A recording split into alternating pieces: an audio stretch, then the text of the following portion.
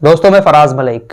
राहत इंदौरी साहब का वो शेर तो आपने सुना ही होगा कि लगेगी आग तो आएंगे कई घर जद में, यहां पर सिर्फ हमारा मकान थोड़ी है। उनकी ये बात अब सच साबित होती हुई दिखाई दे रही है। जो हिंदुवादी संगठन अब तक मुसलमानों को निशाना बना रहे थे, अब उनके निशाने पर दूसरे धर्मों के लोग भी आना शुरू हो गए हैं। कल मैंने आपको बताया था कि क्रिसमस के रोज हिंदुवादी संगठनों ने बड़ा उत्पाद मचाया है। कहीं पर स्कूल में जाकर कार्यक्रम बंद करा दिया, क्रिसमस का जो कार्यक्रम हो रहा था तो कहीं पर चर्च में घुस गए। अब ये खबर हरियाणा से आई है।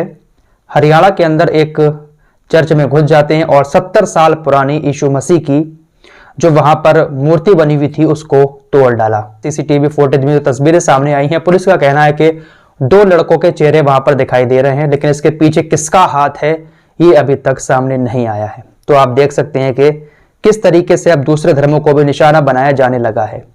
गोदी मीडिया वालों, अगर थोड़ा सा भी जमीर अभी जिंदा है तो पैसे को छोड़कर थोड़ा सा इन मुद्दों पर बात कर लो, सरकार से सवाल पूछ लो, नेताओं से सवाल पूछ लो, वरना आने वाली आपकी पीढ़ी जो है ना, आपके बच्चे, उनको भी बहुत कुछ भुगतना पड़ेगा आने वाले वक्त में, क्योंकि यही चलता रहा तो ये लोग जो है वो किसी को बख्शेंगे नहीं।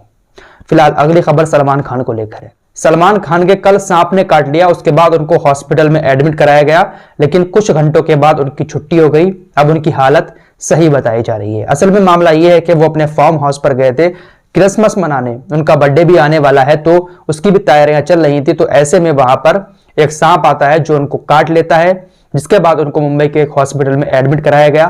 फिलहाल कुछ घंटों के बाद वो अपने घर चले गए। अब हालत उनकी सही बताई जा रही है।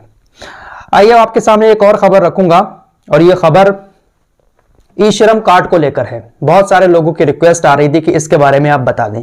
तो ये बहुत छोटी सी बात है, तो एक अलग वीडियो बनाने का कोई मतलब नहीं बनता था, इसलिए मैं आपको इसी वीडियो में इसके बारे में बता देता हूं।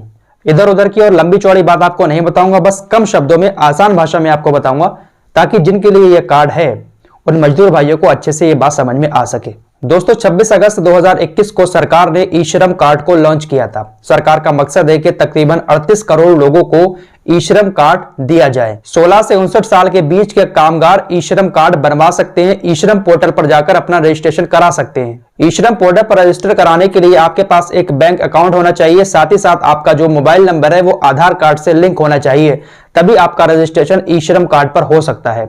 अब इसके फायदे क्या हैं वो भी आप सुन लीजिए। जिन लोगों के पास ई श्रम कार्ड होगा वो देश में कहीं भी कभी भी कोई भी सरकारी योजना आती है या फिर कोई सामाजिक सुरक्षा योजना का कोई काम आता है, उससे जुड़ा हुआ कोई फायदा होता है, तो उनको हर जगह इसका फायदा पहुंचेगा। देश में कहीं पर भी असंगठित क्षेत्रों में रहने वाले जो भी श्रमिक होते हैं वो वहां पर इसका लाभ ले सकेंगे।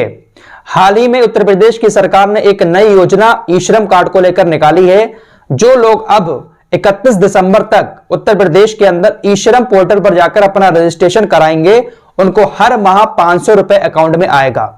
योगी आदित्यनाथ की सरकार की तरफ से जब यह ऐलान किया गया कि ई श्रम कार्ड पर रजिस्ट्रेशन कराने वालों के अकाउंट में 500 रुपए आएंगे, तो उसके बाद तकरीबन 76 लाख लोगों ने ई श्रम पोर्टल पर जाकर रजिस्ट्रेशन कर लिया है। और ये जो 500 रुपए आएंगे वो 31 मार्च 2022 तक आएंगे उत्तर प्रदेश के लोगों के खाते में, जिन्होंने ई श्रम पोर्टल पर जाकर अपना रजिस्ट्रेशन करा लिया होगा। 20 रुपए जाएंगे रजिस्ट्रेशन कराने के। आप चाहें तो किसी भी जन सेवा केंद्र पर जाकर ये रजिस्ट्रेशन करा सकते हैं। तो ये है पूरा मामला ई श्रम कार्ड से जुड़ा हुआ। फिलहाल इस रिपोर्ट में इतना ही। अगर कोई भी आपके सवाल हो ई श्रम कार्ड को लेकर तो आप हमें इंस्टाग्राम पर पूछ सकते हैं। इंस्टाग्राम का लिंक डिस्क्रिप्शन में दिया हुआ है।